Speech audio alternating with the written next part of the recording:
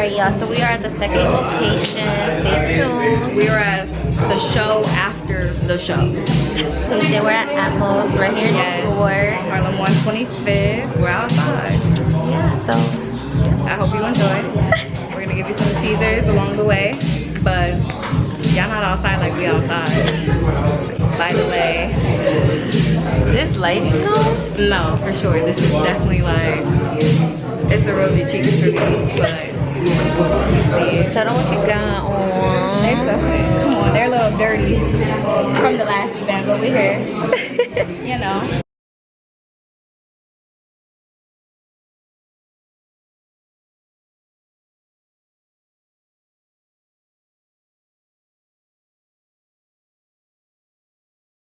I am born and raised here in Harlem. I am a stylist. I have my own brand. It's called Be Iconic. I am a self-love enthusiast. I am the style curator for Harlem Haberdashery, which is right on 122nd and 6th Avenue. Make sure you guys all stop through this summer. We are a vibe every single day, so except Sunday. So make sure you guys come and check us out. Hi, I'm Tony, everyone. I am the influencer marketing manager at Coach. I'm originally from Columbus, Ohio, and I've lived in New York for about 7.5 years. Nice. Hi, I'm Ramsha. I'm from Brooklyn, Northern Pakistan. I'm a cinematographer and stylist. My name is Anna. I'm based out of Brooklyn. I'm a creator, I'm a model, and a little bit of everything on the side too. Girls who I would consider super girly are now getting into sneakers, which is Right. really cool. And I think now more, it's a lot more acceptable. Now it's like normal, like a girl to use sneakers, which Yeah. is really cool. Absolutely. I have always been that girl in our family that kind of pushes that envelope. So we have a masquerade every year, and it'd be like a known thing, like Ashley's wearing sneakers with her gown. Like that was just has always been a thing. And so I agree 1,000% that now it's more of a norm to see, you know, a feminine female in sneakers and it not be stereotyped as a tomboy, right? Because when we were like all in high school and you know you had those girls that dressed that way, it was very much a tomboy, and it's like, no, I'm just me.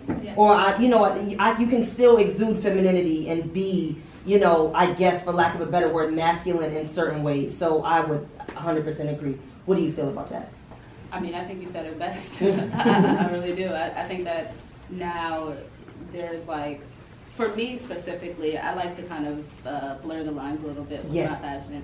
And I think that I dibble and dabble within femininity and masculinity. I think that my style kind of exudes that. Yeah. And I think that today it's just like, you know, women are able to play in these fields in a whole different way.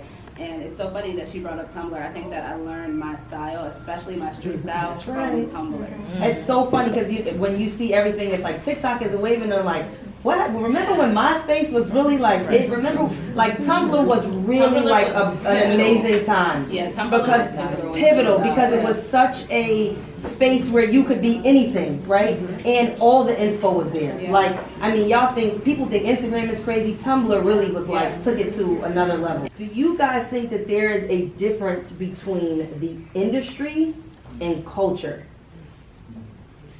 I do feel like there's a difference between the two. I feel like culture is something that's ingrained and it doesn't change. You know, that's something that with the industry, I feel like things come and go, styles go in and out, but culture is something that we have in our communities, and it goes on for generations. You know, stuff passed on from your neighbors, your grandmother, your mother, your sisters, cousins. Everything just gets passed on and on through different cultures and religions and stuff like that. And we can really accomplish anything once we are like 100% okay with who we are and ourselves.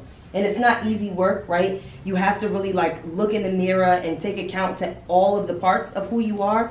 But I think once you do that, you really kind of land in a space where no matter where, if I land on my feet, if I land on my back, I'm still confident with who I am, and I have the courage to get up and keep trying again. And so if there was a message that I wanted any of you to leave here with today, it's not over, but if there's a message that I wanted any of you to leave here with today, is to be confident in who you are and know that the world is a better place because you exist in it. Simple.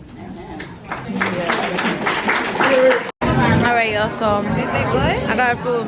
Is it good? Is it good? It is very good. Let me go grab one. It's better than Popeyes. Guys, this is better than Popeyes. It's a chicken sandwich. Y'all. I'm nervous. It's my first time having this.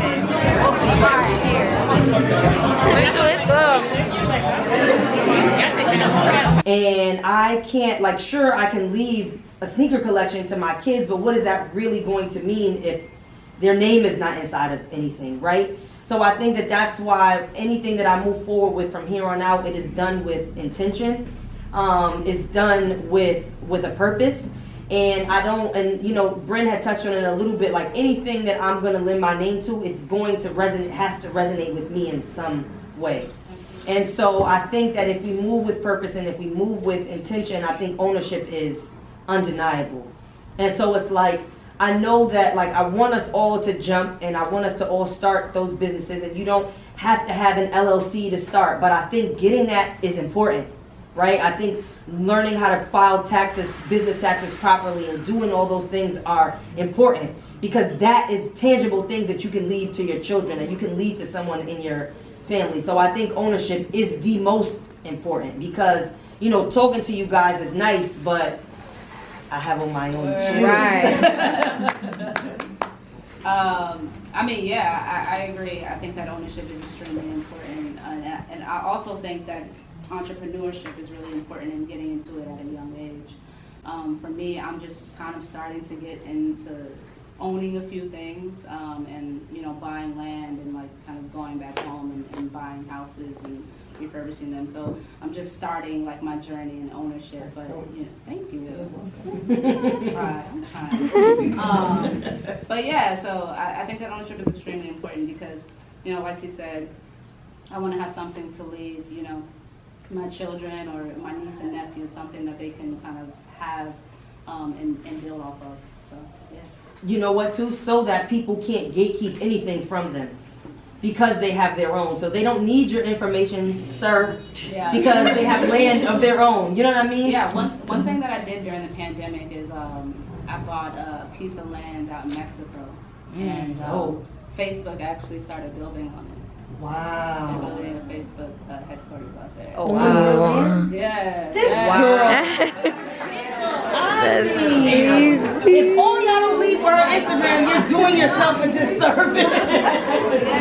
That's incredible. Yeah. Wow. Yeah. That's amazing. Yeah. That's amazing. So that was kind of like my Get that coin. I'm telling you, ownership. You should have just only asked her.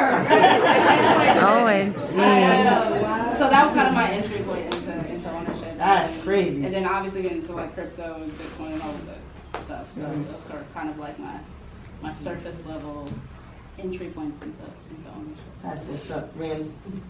Really quick point. It reminds me of a conversation I had with my mentor Steve. He was like, yo, if you don't have your business right, you're just a hobbyist. So photography is just your hobby, song is just your hobby. So it's like, have your business right, like learn like invoices and stuff and all that. So that's what I think, like, all right, now I need to evolve past just taking photos. Now I get into my business, have my money right. Mm-hmm. Yeah. I feel like everything that's been said has been said. Like, I agree that. And I think it's beautiful that you said that. It's great that we have all women of color up here, and before it would just be a bunch of guys, you know, it's very important to have that. Exactly. Early when I did have like a 9-to-5 job, like the skills that I learned there help me now. Like if you're ever touching me via email, I don't play no games. Like I'm like, let's go. So it's like once I put that to myself and then I put it to my parents, and I'm like, well, now it's like something that you really have to like believe in. It's also like, do you want like a corporate job? This is what really like drives you. So like stick to it, but you have to actively put the work in. Like when I first started, I was shooting every single day. Like I was just shooting when I was working on a project and stuff. And then now it's a lot. Now I can really say, now I'm sticking to this. Like there's no way I'm turning this down. Like yeah, mom, this is my career. It's just more understanding because they didn't know about it. So it's like a process, but actively do the work and like stay exactly where you're at. You know, move up. I mean, but you know. Yeah. I think my parents still don't actually know what I do. Yeah. They have absolutely no clue. But I think for me, it's like, you know, I had so many different jobs, yo. Like, I worked at Walmart, got fired.